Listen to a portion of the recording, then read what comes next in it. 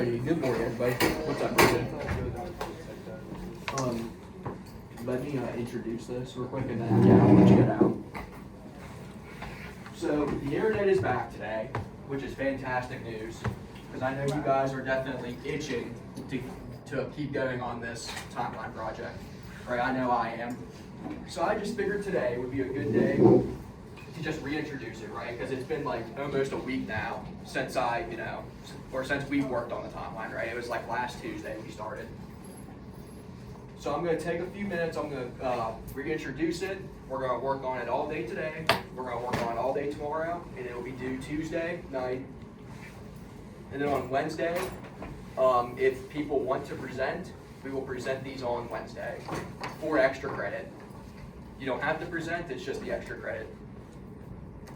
So if you guys want, you can feel free to follow along with me on your Chromebooks. You don't have to, but you can.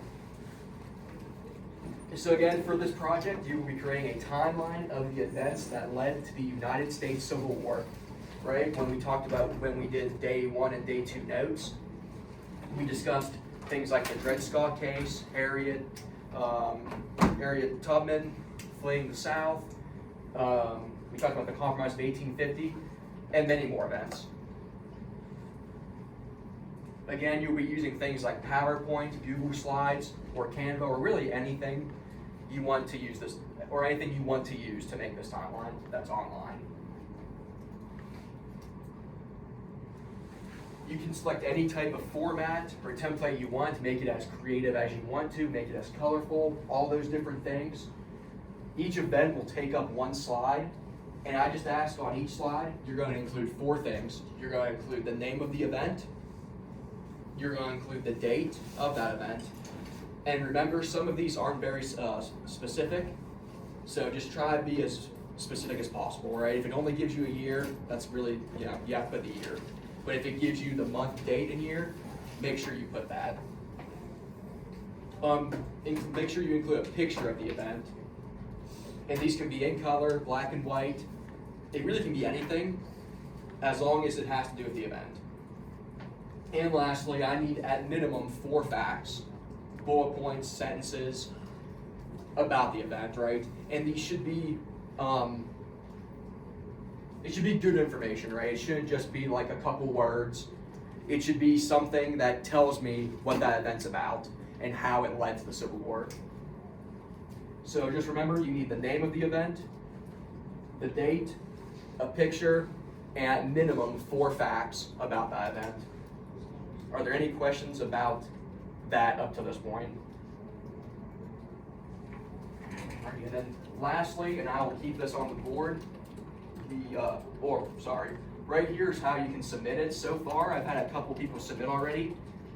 Haven't had any problems. I've been able to view them well.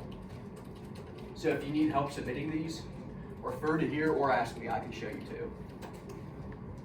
And then at the bottom of the document are the events that are already in chronological order. So they're already in order, you just have to find the dates yourself. Like I said, we'll work on these all day today, all day tomorrow, and hopefully present on Wednesday, but we'll see how today and tomorrow goes. I know the internet, I've been told, has been kind of spotty, so I want to make sure we have enough time to work on these. Are there any questions? Like immediate questions? Alrighty. Get to work. I'll take attendance and I'll walk around and get with everyone and make sure we're all good. Brendan, you can go down now. What's up? Oh, go ahead. Yeah. If it doesn't reach, you can put it where Griffin usually sits, or you can even put it like on the corner here.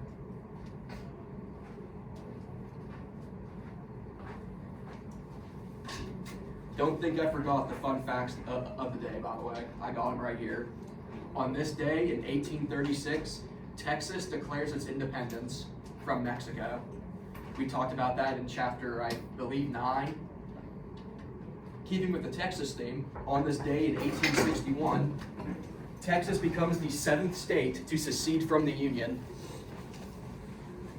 Good morning. Thank you. You too, thank you guys. So you remember we talked about that just last week.